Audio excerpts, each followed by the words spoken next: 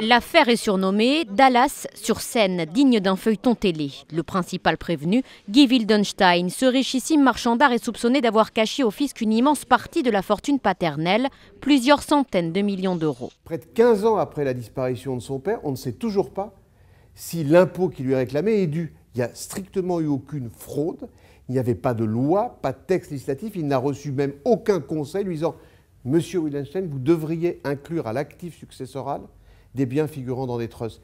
Des trusts comprenaient des sociétés écrans basées dans des paradis fiscaux, là où ont été enregistrés la majorité des biens de la famille.